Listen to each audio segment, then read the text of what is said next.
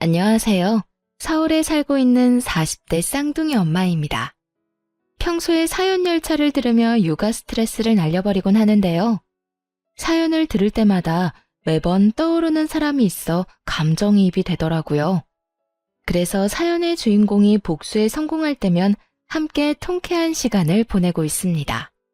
이렇듯 여러모로 좋은 시간을 만들어주던 사연 열차에 제 사연이 소개된다고 생각하니 정말이지 가슴이 설레우는군요. 고민 끝에 보내신 사연인 만큼 최선을 다해 이야기를 풀어볼 테니 끝까지 함께 해주세요.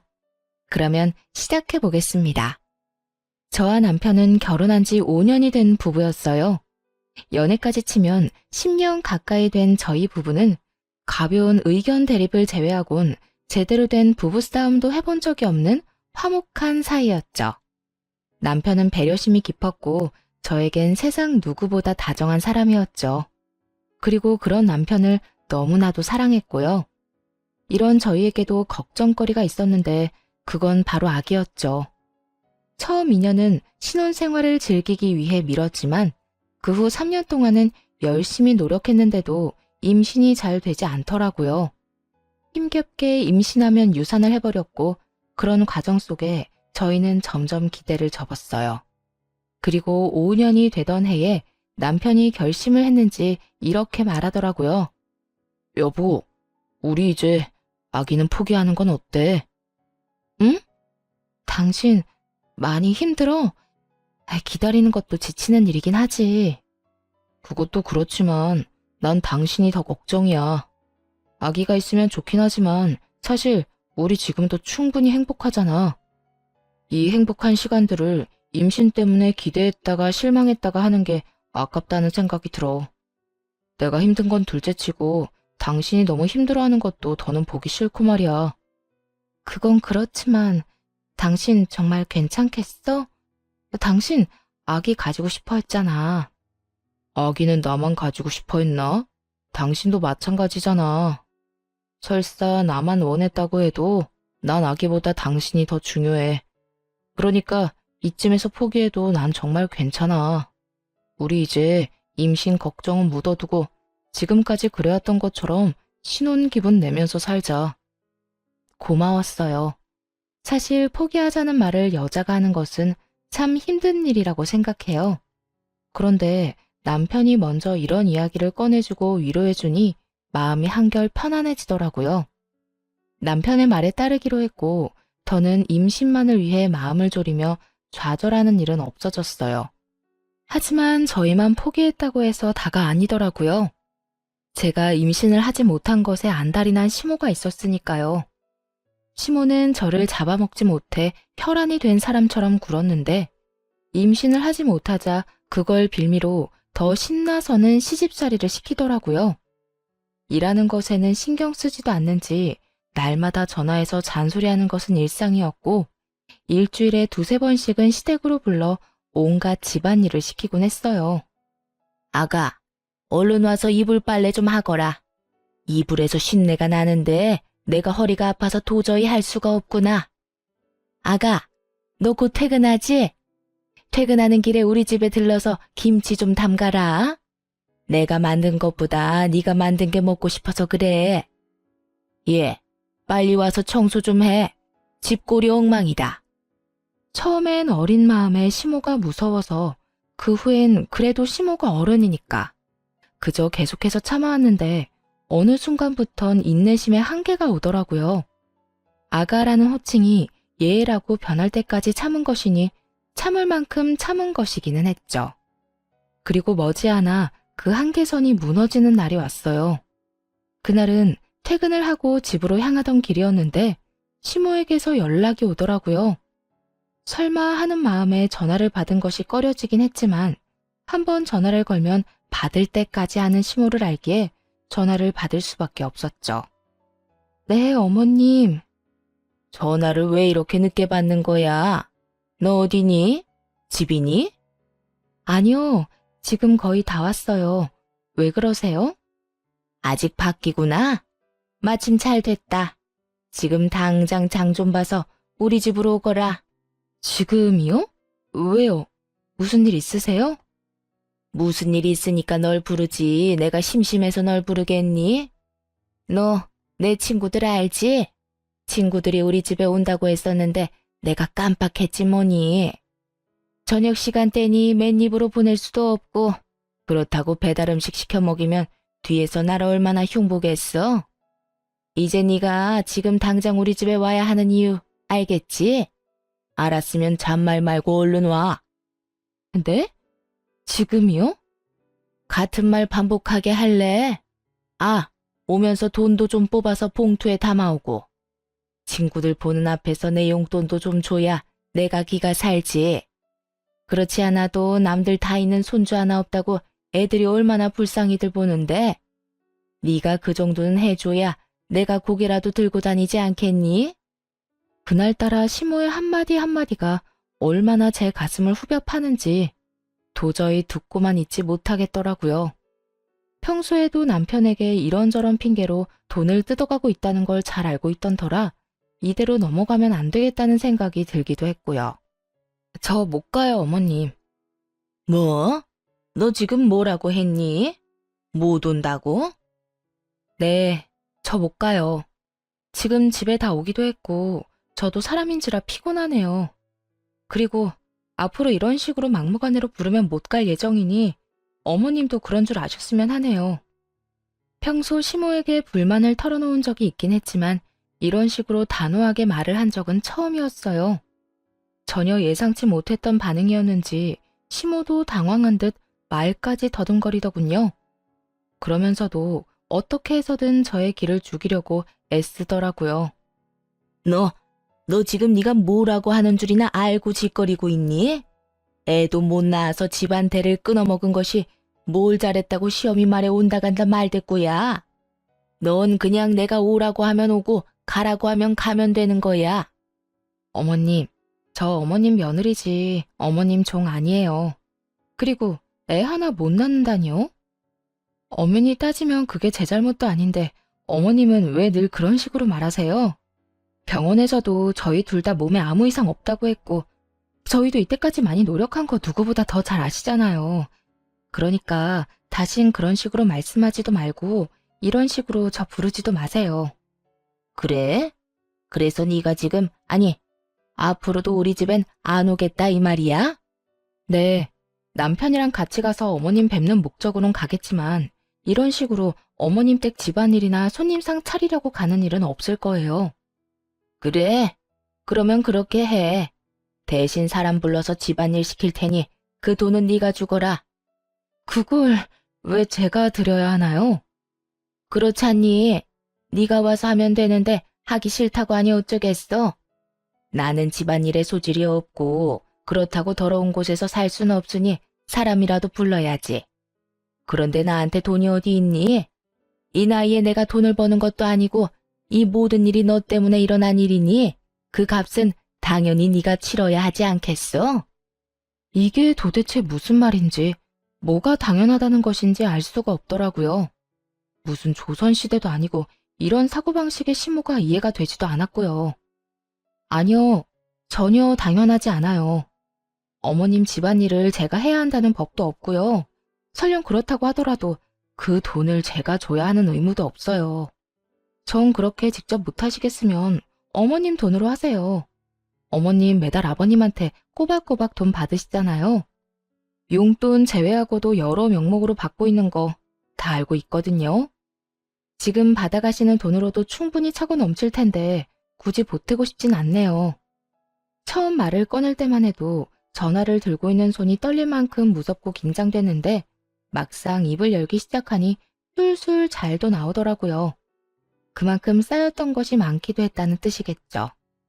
이런 저와는 달리 시모는 자신의 뜻대로 되지 않자 화가 났는지 슬슬 언성을 높이며 막말을 하기 시작하더라고요. 그렇지 않아도 막말을 잘하는 시모인데 화가 나니 욕까지 해대며 고함을 지르더군요. 야, 너 진짜 그딴 식으로 나올 거야? 내가 너 가만둘 줄 알아? 내가 지금 당장 가서 네 머리채라도 잡고 끌고 와야 정신을 차릴래? 좋은 말로 할 때 얼른 와서 네 할 일 해. 마음대로 하세요. 어머님이 뭐라고 하든 그 일은 제 일이 아니니 절대로 못 가요. 야, 야, 야! 시모는 고함을 질러댔지만 그러거나 말거나 할 말을 마쳤으니 전화를 끊어버렸어요. 그 뒤로도 휴대전화가 뜨거워질 정도로 시모에게서 전화가 왔지만 받지 않았고 결국 배터리가 다 되어 꺼지자 이번에는 남편에게로 전화가 오더라고요. 넌 도대체 뭐 하길래 네 마누라가 나한테 그딴 식으로 구는 게야? 무슨 일이길래 다짜고짜 화를 내? 우리 집사람이 왜 싸웠어? 싸워? 싸우기는 무슨 일방적으로 네 엄마가 당했어. 아니 글쎄 오늘 우리 집에 좀 오라고 했더니 네 마누라가 뭐라고 했는지 아니? 자기는 며느리지 종이 아니라고 하더라. 며느리면 며느리답게 시어미가 부르면 제깍제깍 와서 일도 하는 거지. 그거 보고 종이니 나발이니 말대꾸나 해대고 말이야. 오늘도 그래. 내 친구들 오니 집에 와서 손님상 좀 차리라는 게 그렇게 힘든 부탁이니? 막말로 애를 못 낳으면 다른 거라도 잘해야 하는 게 맞잖아. 남편의 성격을 알기에 굳이 알리지 않았던 것인데 시모 스스로 자신의 무덤을 참 정성스럽게 파고 있더라고요. 남편의 표정은 점점 더 굳어져 갔고 애 이야기에서 더는 참을 수 없는지 화를 내기 시작하더군요. 엄마, 요즘도 집사람한테 그런 말로 구박하고 있었던 거야? 내가 한 번만 더 그런 걸로 집사람 못 살게 굴면 가만 안 있는다고 했지. 그리고 엄마 집 일은 엄마가 좀 해. 그렇지 않아도 회사 일로 힘든 사람을 엄마가 무슨 권리로 오라가라 하면서 부려먹어. 다신 이 사람한테 그런 걸로 연락하지 마. 또 그러잖아. 용돈 끊는 건 물론이고 엄마랑 연도 끊을 테니 그런 줄 알아. 온전히 제 편인 남편의 입에선 결국 용돈 이야기까지 나와버렸고 시모도 더 이야기해봤자 손해뿐이라는 걸 깨달았는지 그제야 꼬리를 내리고 전화를 끊더라고요. 그 후 시모에게서 오는 연락은 뜸해졌고 이제 좀 마음 편히 살겠구나 하는 생각을 하던 어느 날이었어요. 퇴근하기가 무섭게 집으로 돌아오던 남편은 어느 순간부터 귀가가 늦어지기 시작하더니 날마다 새벽녘에나 집으로 돌아오더라고요. 이유는 회사에 일이 많다는 것이었는데 아무리 일이 많다고는 해도 새벽까지 일을 한다는 것이 의심스러웠죠. 그렇게 제 입장에선 당연하다고 생각되는 의심과 불안이 계속되던 차였는데 시모에게서 늦은 밤 연락이 왔어요. 아들과 연락이 안 된다면서요. 우리 아들 자니?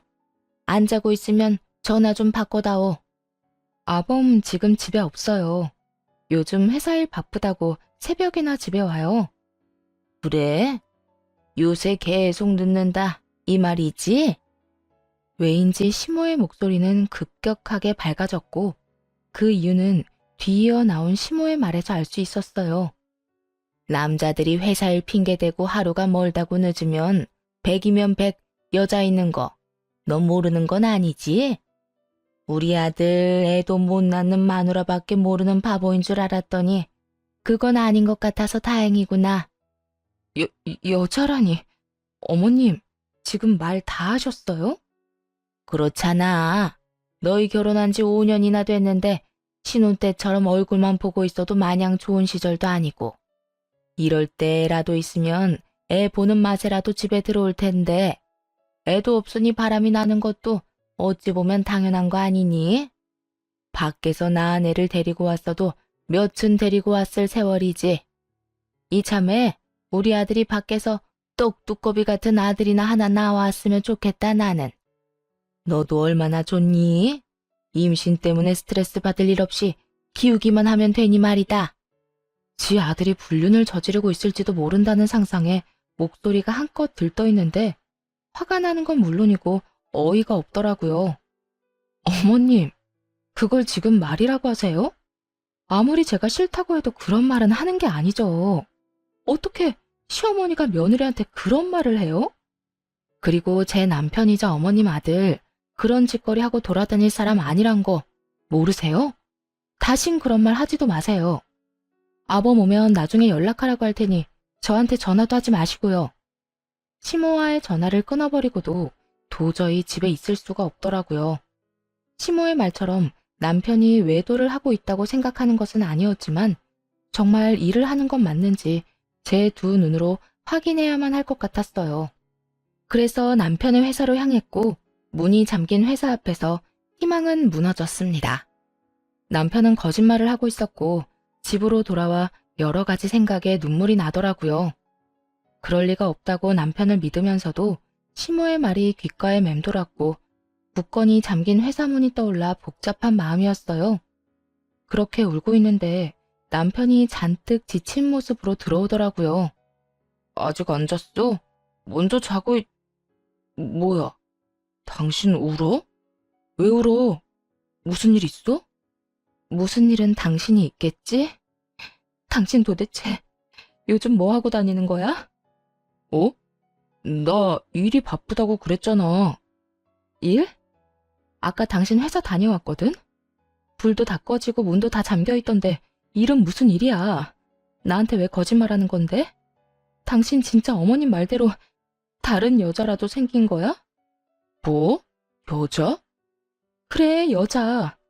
어머님이 그러더라. 내가 애 하나 못 낳아서 당신이 밖으로 눈 돌리는 거라고. 정말 당신 다른 여자라도 생긴 거야? 그런 거야? 쉼없이 몰아세우자 남편은 깊은 한숨을 내쉬더라고요.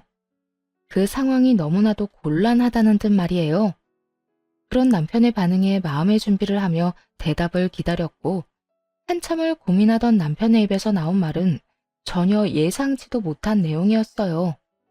그게 일은 한 게 맞는데 회사 일이 아니라 술집 아르바이트를 하고 있었어. 아르바이트? 당신이 왜 아르바이트를 해? 혹시 회사 잘렸어? 아니, 나 사실은 요즘 투잡하고 있어. 그게 당신 출퇴근할 때마다 버스 지하철 갈아타느라 많이 힘들어하잖아. 그래서 차 사주려고 돈 모으고 있었는데 하루라도 더 빨리 사주고 싶어서 퇴근하고 할 수 있는 아르바이트를 하고 있었어. 당신한테 사실대로 말하면 반대할 게 뻔해서 거짓말했던 거야. 미안해, 당신 속여서. 남편은 평소 버스와 지하철을 환승하며 힘들게 출퇴근을 하는 저를 위해 차를 사주고 싶다며 회사 일을 마치고 술집 아르바이트를 하고 있었다고 하더군요.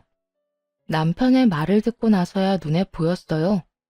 충혈된 눈과 상의에 튄 국물 자국들, 그리고 피곤함에 찌든 얼굴이 말이에요. 끝까지 믿어주지 못했다는 미안함과 이토록 나를 사랑해주는 사람이 있다는 것에 대한 고마움, 여러 가지 감정이 복받쳐 계속 눈물이 나더라고요. 그런 저를 안고 남편은 어쩔 줄 몰라 하며 미안하다는 말만 반복했고요. 여보, 의심해서 미안해. 당신이 그럴 리가 없다고 생각하면서도 상황이 그러니까 당신이 바람 피우고 있을지도 모른다고 생각했어. 정말 미안해. 아니야. 내가 진작 당신한테 사실대로 말했으면 그런 생각할 일도 없었을 텐데 내가 미안해. 아니야, 내가 미안. 그런데 일은 앞으로 하지 마. 꼴이 이게 뭐야? 회사 일도 충분히 힘들 텐데 퇴근하고 제대로 쉬지도 못해서 엉망이잖아. 나 차 필요 없어. 지금도 전혀 힘들지도 않고 말이야. 그렇지 않아도 생각했던 돈 거의 다 모아서 이번 주까지만 한다고 했어. 꽤 오래 모았거든. 그런데 여보, 아까 그 말은 무슨 말이야? 엄마가 당신한테 했다는 말 말이야. 남편은 그 와중에도 그 말이 마음에 걸렸는지 집요하게 물어오더라고요. 모자지라는 꼴처럼 되자 말하지 말까 하는 고민을 하기도 했지만 혼자 품고 지나가기엔 시모가 선을 넘은 건 확실했기에 모든 걸 말하기로 했어요. 시모와의 전화통화가 녹음된 것까지 들려줬죠. 두 눈을 꾹 감고 녹음 파일을 반복해 듣던 남편은 무언가 결심한 듯 감은 눈을 뜨고는 저를 데리고 시댁으로 향했어요. 새벽 3시가 다 되어가는 시간이었죠.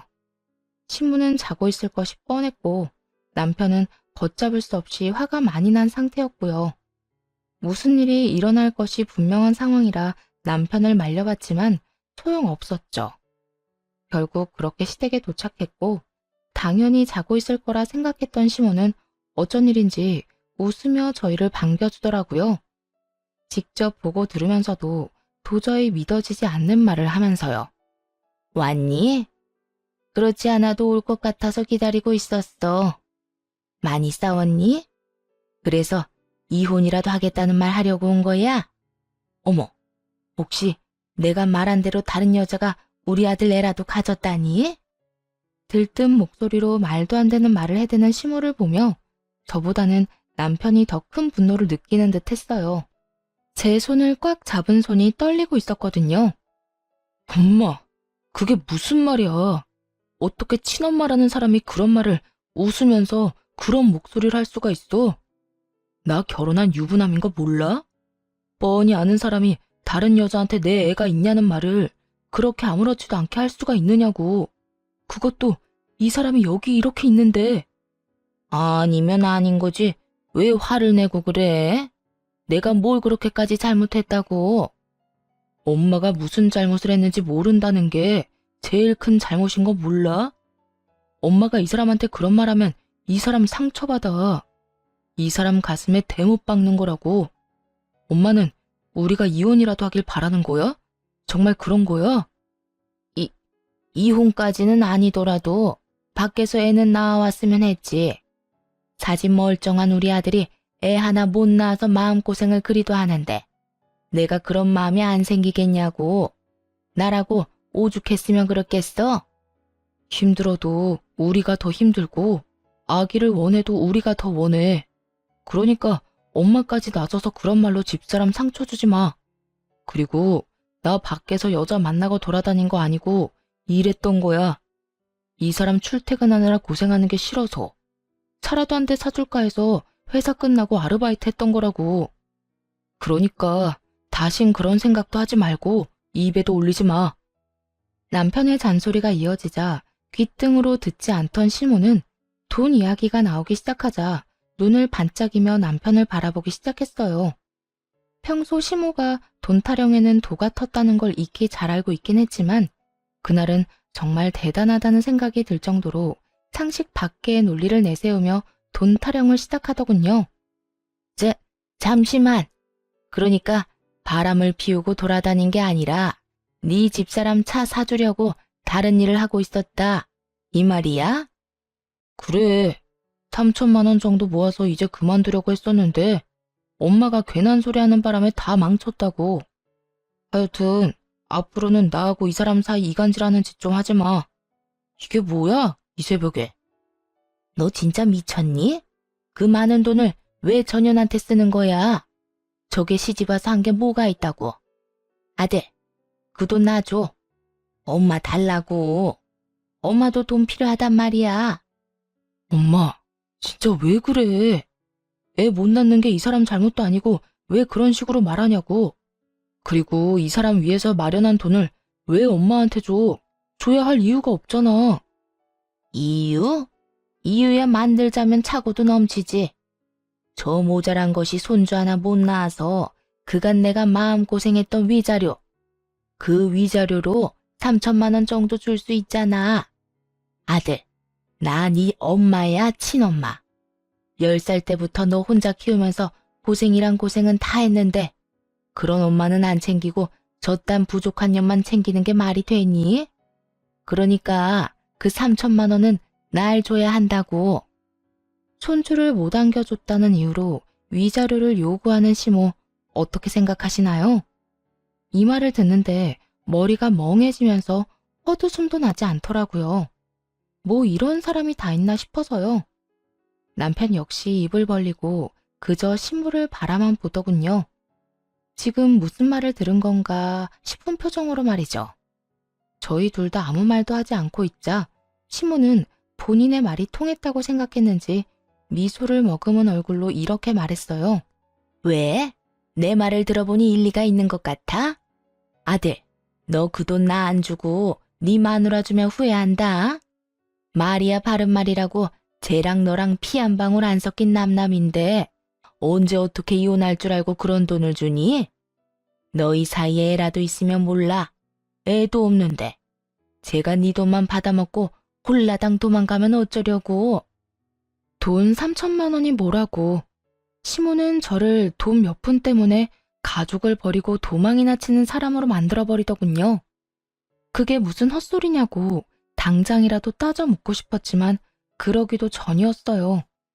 남편이 앞서서 더 큰 화를 내며 시모를 몰아붙이기 시작했죠.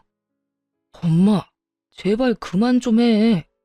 내가 여기 오면서도 엄마 얼굴 보면서도 계속 고민했는데 방금 엄마 말 들으니까 결심이 섰어. 우리 이제 보지 말고 살자. 영 끊고 살자고. 무슨 사단이 나도 크게 나겠다 싶긴 했지만 연을 끊자는 말까지 나올 거라곤 생각지도 못했어요. 부모와 자식 간은 천륜이라는데 그 천륜을 끊는다는 것이 말처럼 쉬운 일은 아니니까요. 하지만 남편의 뜻은 완고해 보였고 시모 역시 그 완고함을 눈치챈 듯 급하게 남편을 달래보려 애쓰더군요. 아들, 갑자기 그게 무슨 말이야? 연을 끊자니. 이 세상에 가족이라고 너하고 나뿐인데 그런 너랑 내가 어떻게 연을 끊고 살아? 이 엄마는 너 없이는 못 살아. 내가 없으면 못 사는 게 아니라 내 돈이 없으면 못 사는 거겠지. 엄마 우리한테 안부차 연락한 적이 있긴 해? 이 사람한테는 집안일 시키려고 연락하고 나한테는 돈 내놓으라고 연락하고 다른 일로 연락한 적 단 한 번도 없잖아. 너는 무슨 말을 그렇게 하니? 내가 언제 그랬다고? 생각 좀 해봐. 내 말이 틀렸어? 그런 사람이 이제 와서 뭐? 나 없이는 못 살아? 거짓말 좀 하지 마. 그리고 나 이제 엄마 말고도 가족 있어. 그러니까 엄마도 이제 나 말고 엄마 가족 만들어서 잘 살아. 난 나하고 내 가족한테 상처만 주는 엄마 없는 사람이라고 생각하고 살 테니까. 그래? 그러면 알겠어. 그까지 다들 없다고 생각하고 살면 그만이야. 이거 왜 이래? 그런데 영 끊을 때 끊더라도 그 3천만 원은 주고 끊어. 내가 너 혼자 키우느라 고생한 게 얼만데 그 정도는 100번, 1000번은 더 줘야 한다 너. 헉소리가 다 날 정도로 황당하더군요. 그렇게 하나뿐인 핏줄이라고 강조할 때는 언제고 연을 끊자는 상황에서도 아들을 다시 못 보는 것보다 3천만 원을 잃을까 더 노심초사하는 모습이라니.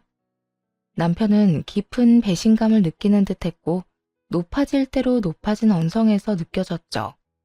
3천만 원? 내가 왜?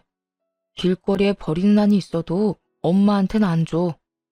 키워준 값은 20살 이후부터 번 돈으로 다 갚았고 우리 사이에 돈이 오가야 한다면 엄마가 집사람 불러다가 부려먹은 값이랑 집사람 가슴에 못 박은 위자료를 줘야 할 건데 그렇게까지 한번 해볼까?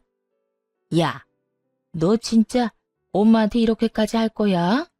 어쩜 이렇게 냉정하게 구니? 엄마야말로 우리가 어떻게 이렇게까지 하는데? 나한테 돈 맡겨놨어?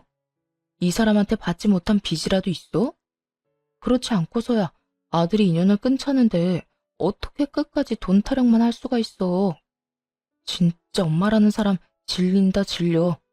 다신 보고 싶지도 않아. 앞으로 다신 연락하지 마. 아니, 마세요. 찾아오지도 마시고요. 그러면 사시는 동안 평안하세요.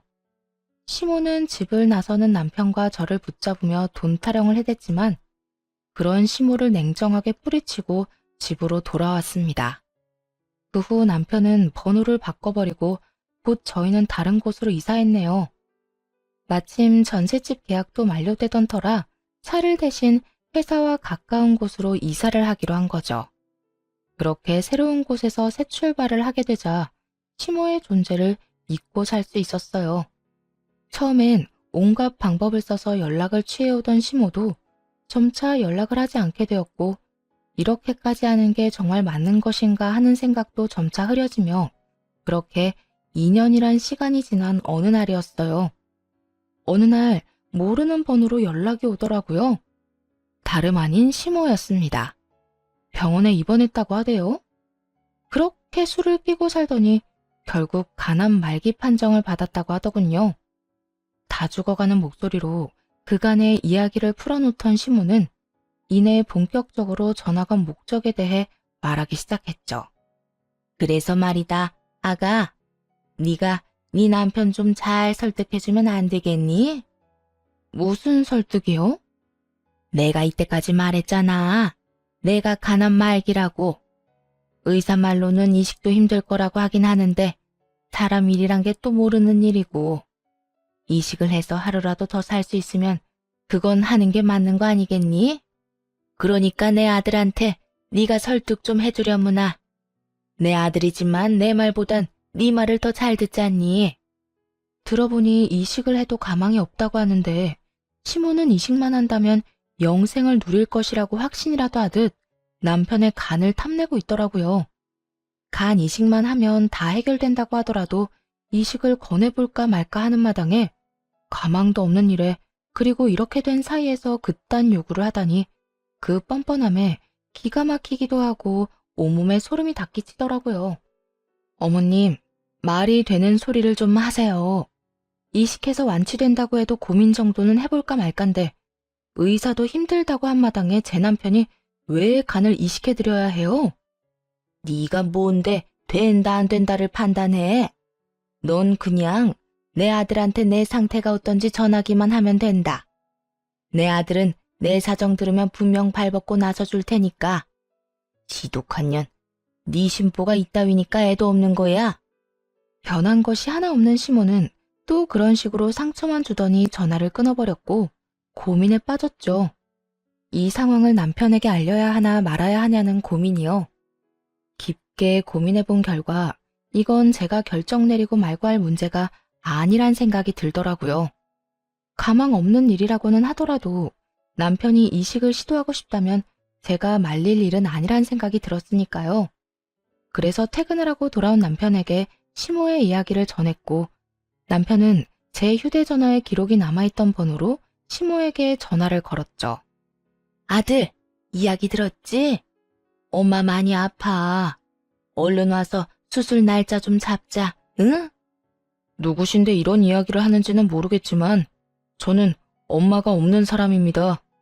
그러니까 다시는 이런 연락하지 마세요. 너 정말 이딴 식으로 나올 거니?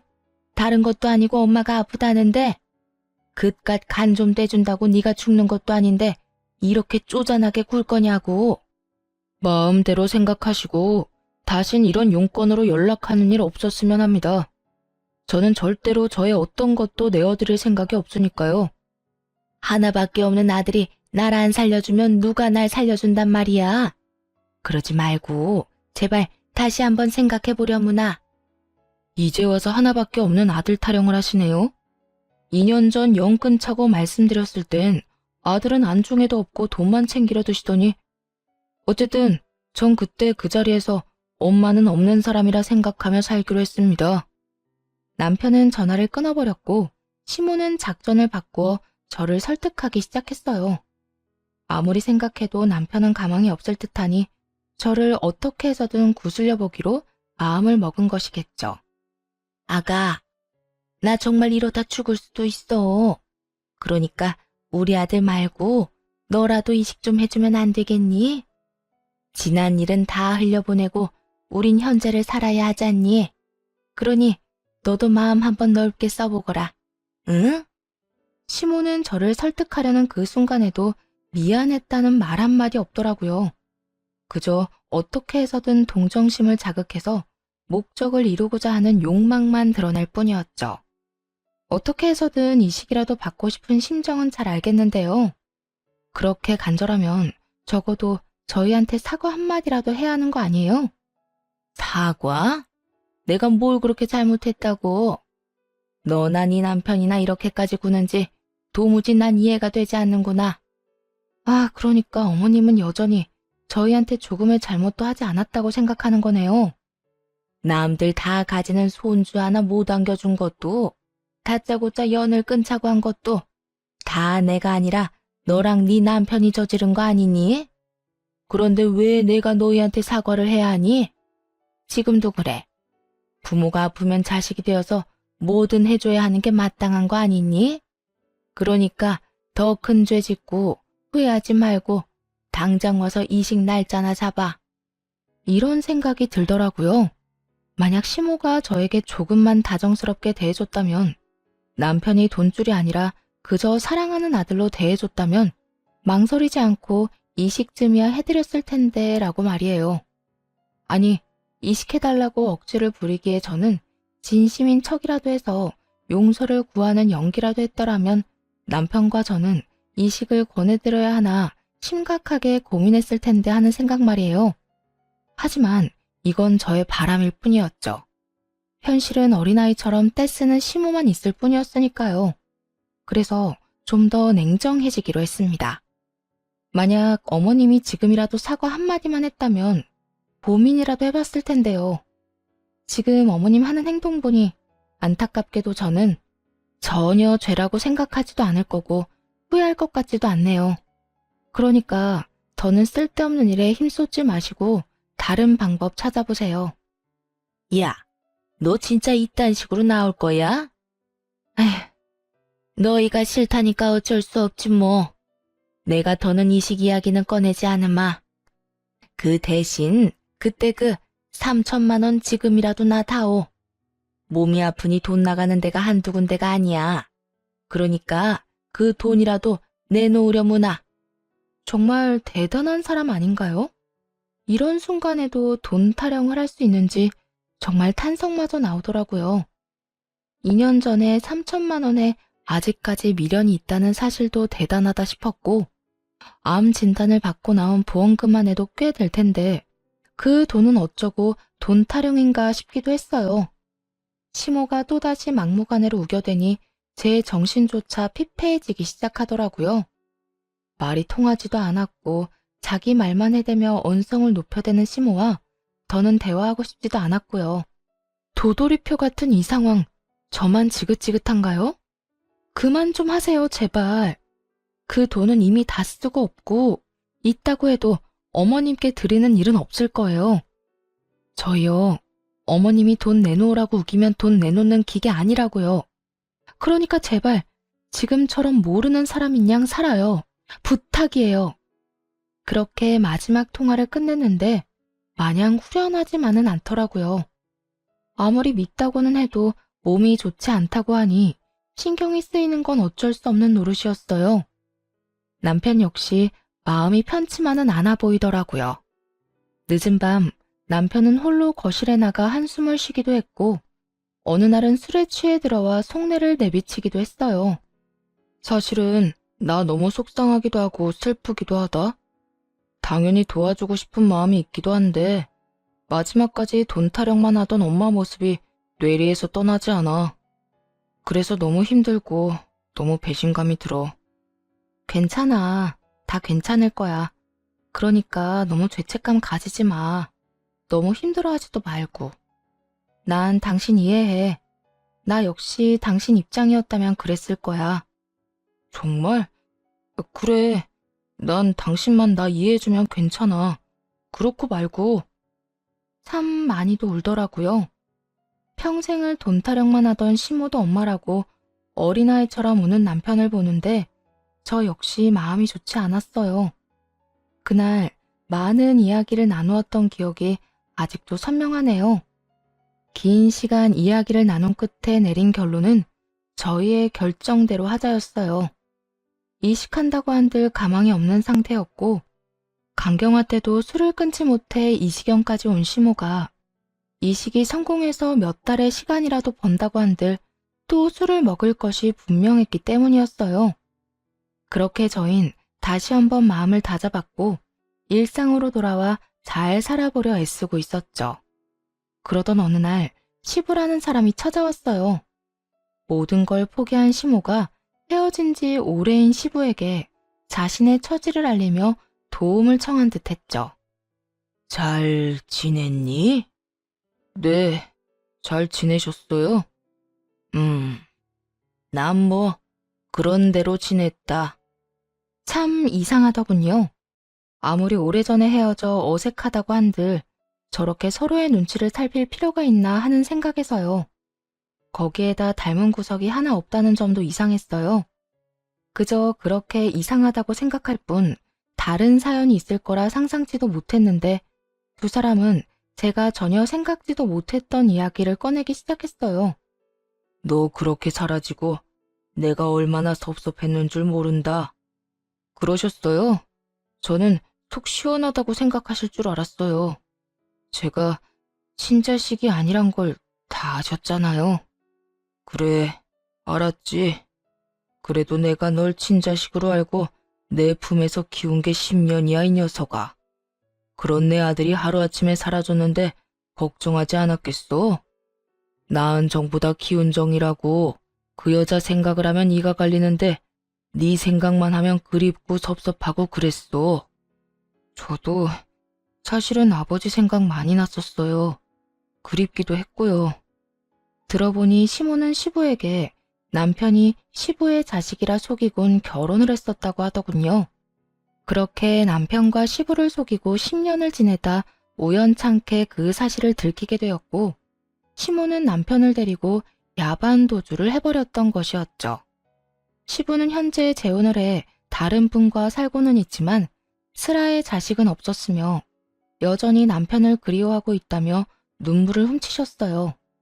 남편 또한 그런 시부의 사랑에 눈물을 흘렸고요. 이야기 들어보니 네 엄마 많이 아프다고 하던데 넌 괜찮니? 날 찾자마자 네 엄마가 다짜고짜 너랑 네 집사람 욕을 얼마나 하는지 네 걱정이 돼서 널 찾지 않을 수가 없었다. 가망도 없는 일에 괜히 네 몸이나 축내는 결정을 내릴까 봐서 말이다. 어떻게 된 사람이 세월이 그렇게나 흘렀는데도 욕심이 그렇게도 흘러넘치는지. 정말 그때 네가 아니었다면 진작 이혼했었을 게야. 그러셨어요? 그렇지 않아도 엄마 때문에 정신없긴 했었어요.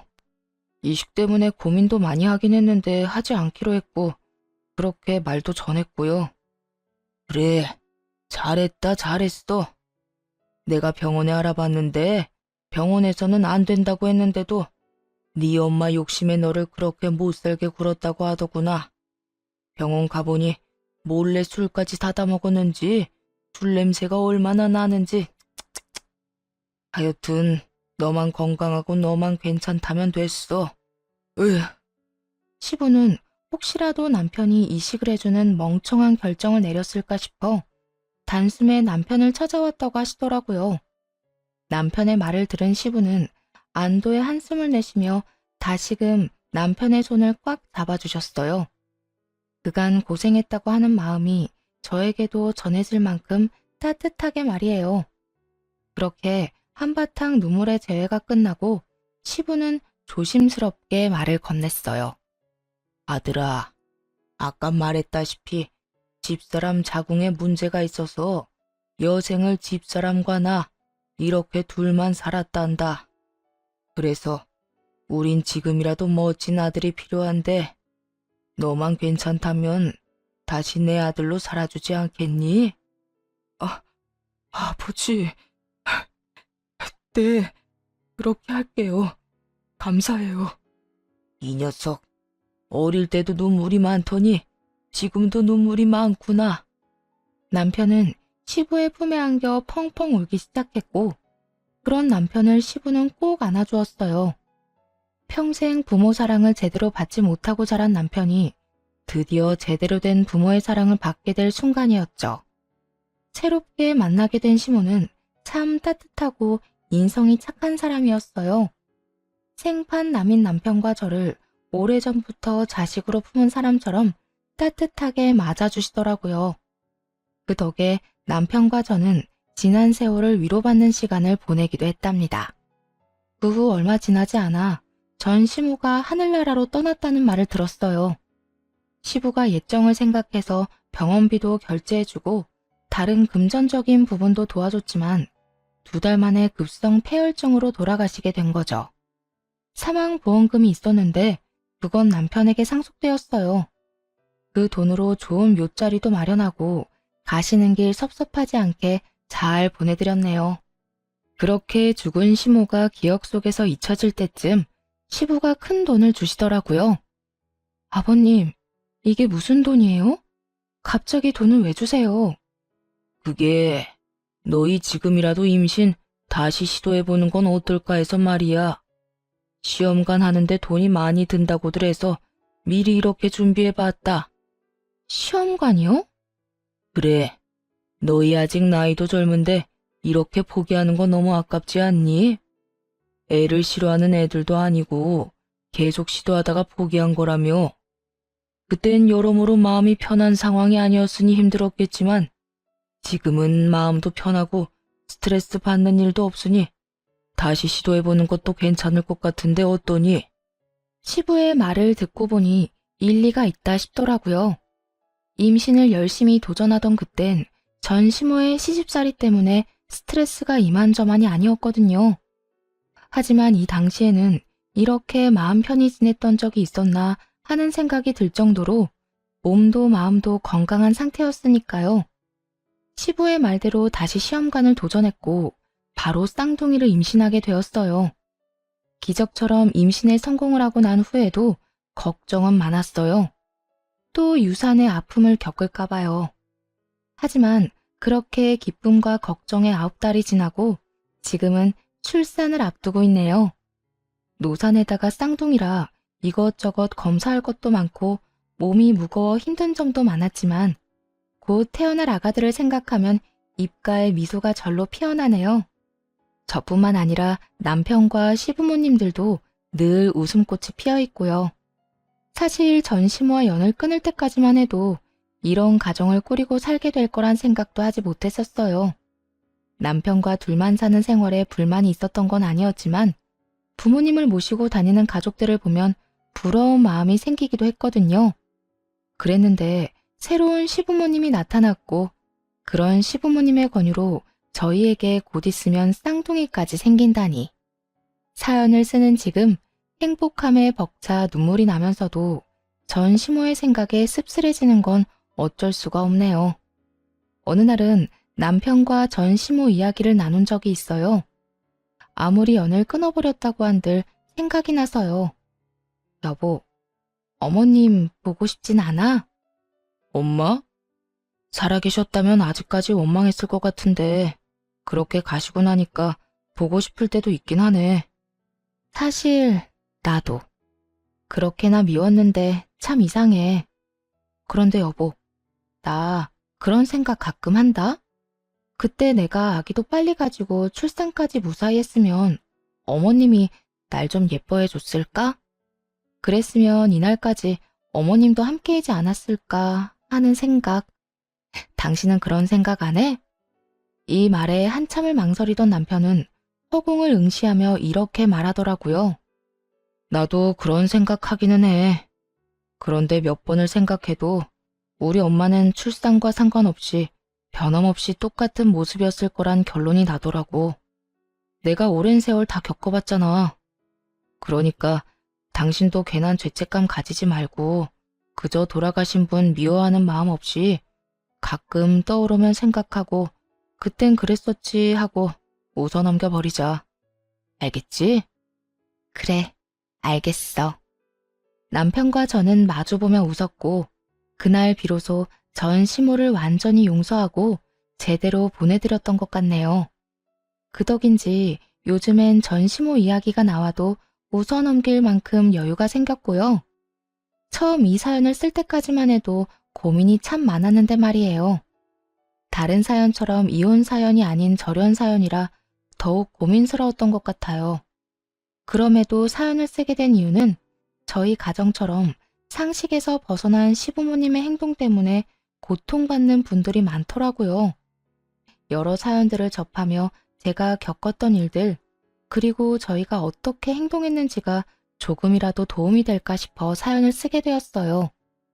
부모와 자식 간의 사이가 쉽게 끊을 수 있는 사이가 아니란 걸 누구보다 잘 알지만 그럼에도 아닌 건 끊어내야 더 멀리, 더 높이 나아갈 수 있지 않을까 합니다.